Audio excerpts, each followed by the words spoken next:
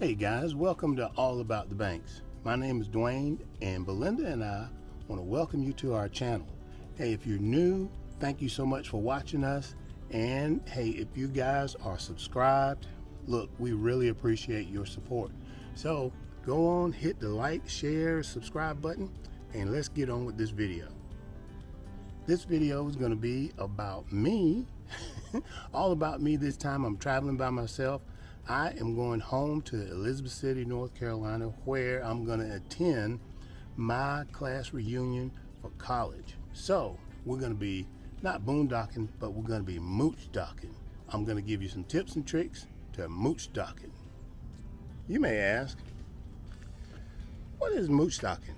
Well, moochdocking is when a friend, family, somebody that you know, or just somebody allows you to stay on their property free. What you're doing is mooching. You're mooching off of their electricity, water, property, or maybe just mooching off of a night's stay. I will be staying a lot longer this time, so I'll show you some things that I do while moochdocking. Also, you can check out the video that we did some time ago about staying at my brother's house.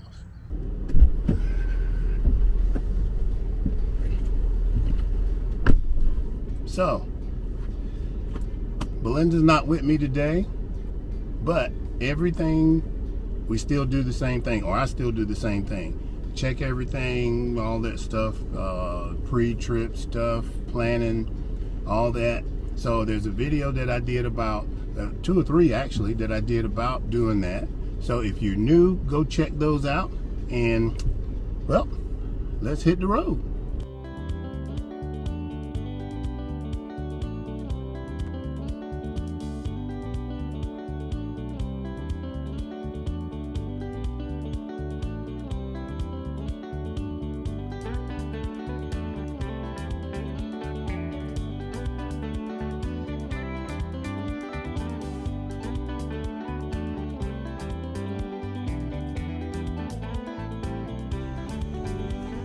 Okay guys, I made it safe and sound to my destination, and what I'm going to do is take you through what to look for as far as some tips for boondocking. Okay, I know the situation here at my brother's house, so I don't worry about certain things like what's available. I know I have power and I have water available, so that's a given.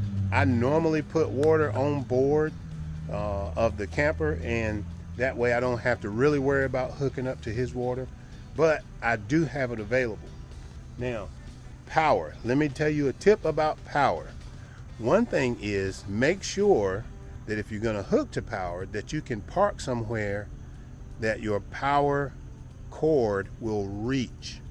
I have 2 extra power cords with me today. I'm gonna go from 30 amp to 50 amp because I know I put a 30 amp plug here at the house. Now you can also use 20 amp to run some functions of your camper. Not all, some. You can charge your battery, you can have probably get your lights on, maybe run your microwave or something like that. Don't put too much on that's just for basic comforts. If you run 20 amp, this time of year, it's the fall, it's cooler, so I could actually run 20 amp if I needed to. If you run 20 amp, then what you need to do is to just run your refrigerator on gas and use your gas stove if you're going to use any type of cooking. So you can use, and hot water heater, run your hot water heater on gas. Use as much gas as you can if you go to 20 amp. Now I have a 20 amp to 30 amp, what they call dog bone. Let me show you. Okay guys, these are what they call dog bones, and because they have the short wire in here, and then on each end they have either a reduce or matching plug. So this is 20 amp, 15 amp to 30 amp. And this is a 30 amp plug to a 50 amp. And like I said, you can use this. You can reduce it there. So you can go from 15 to 30 to 50 to get current. You really need to be careful what you start up in your camper with that 20 amp.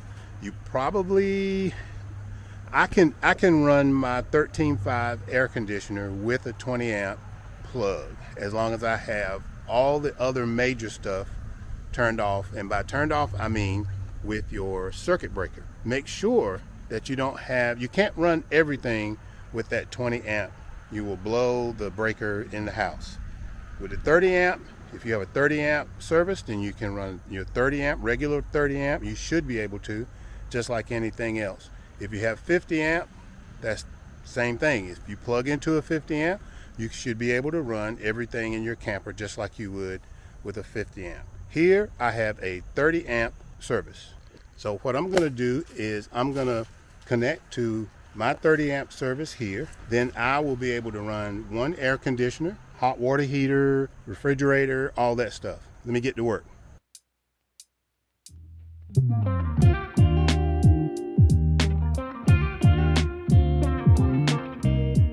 Okay, what I have is my digital electric meter right here, better known as a surge protector, connected to my 50 amp, then to reduce to 30 amps,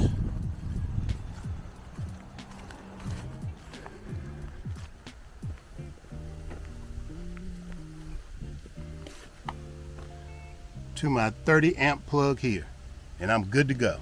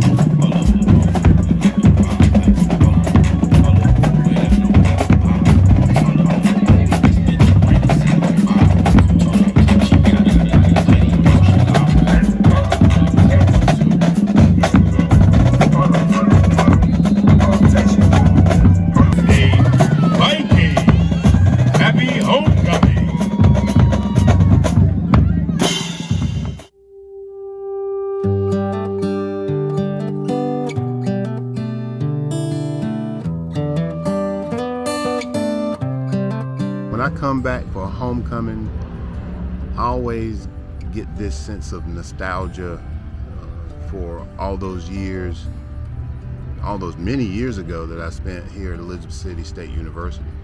And it brings back to my memory many things, many experiences and people that I met and got to know over the years. And what has really rung true is the sense of community that I got and that I have from that. We've been out of college now 40 years. We're celebrating our 40th year of graduating in 1982, but the community thing is still there. Just like with camping, you know, just the whole community thing about camping. No matter where you go, there's a campground, you meet with a bunch of other people that are like-minded, and the next thing you know, you have developed a community. So in the comments, put where you went to school at, high school, college, whatever. You know, rep your school here, have a sense of pride, no competition, just a sense of pride of where you went to school, college, high school. Just rep your college, your high school here in the comments. So, hey, let's get back to Moochdocking. Okay, everybody, we've talked about electricity, power. So, the other option for power is using a generator. So if you have a generator and it is allowed at your Moochdocking site, then you use the generator, but I would only use it when I needed power or a time that it's allowable by your particular Moochdocking site. So you may not want to run it all night long. Okay, another tip is this: water. What do you do? What about water? Do you get it before? Do you get it while you're there? Is it something that you don't even worry about? It depends on your Moochdocking site. Remember, Moochdocking is borrowing space from somebody, you know, with your camper, and it also depends on how long you're going to be there. So you may be Moochdocking, what I would say is half Moochdocking. So you're just staying there with your unit, but you're actually going inside of the house to shower and all that kind of stuff. That's one way. The other way is to have water on board, so you can get water before you get to your Moochdocking site. You can get water after you get to your Moochdocking site. Just make sure it's fine with the Moochdocking, or the person that you are Moochdocking from. That's a word, Moochdocking and Moochdocker. From this point on, Moochdocking is the person that you are Moochdocking from, and Moochdocker is the person who is doing the Moochdocking. Back to the water.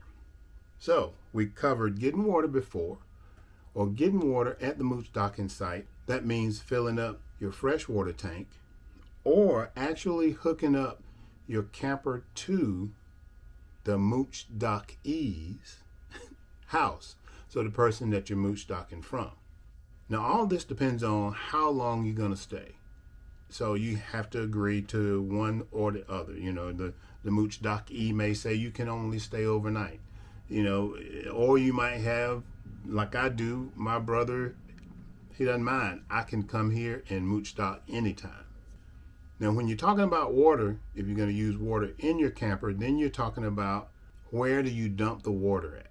I don't suggest that you dump the water anywhere but where it is allowed, not so much by the Moochdocking, because they may not have the facilities for it. So you're talking about gray water and black water. So the best thing to do is to search around the area and see where there's a site, or maybe a campground or a facility that you can, on your way out, or on your way departing from where you are, that you can dump, I would say, safely and legally.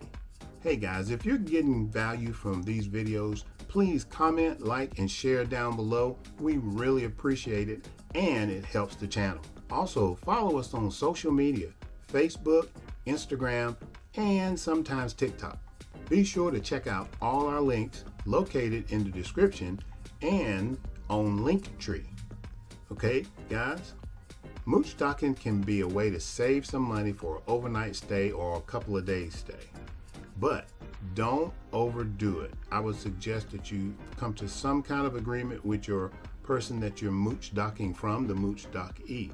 Now, if you want to make a donation for using electricity and water and stuff like that, that would be great also. Always get permission for what the Moochdocking, or the person that you're Moochdocking from, would allow you to do, where they will allow you to park, and those things prior to getting to the location. That way everything's good, you're both on the same terms, you're both on the same page, and your stay will be great. The two things I want to make sure that you understand is power. You have either no power, you have power that you hook up to the Moochdockee's residence with, or you have your own portable power. Those are the three options for power. Now, when it comes to water, same thing. You either bring the water with you when you come, you get the water once you get there, or you use some other means of using water when you're Moochdocking. If you want to see another video about how we Moochdocking here some time ago, check that out at the end of this video. Also, there's a link to a video that we did about preparing for a trip. And as always, enjoy the journey on the way to your destination.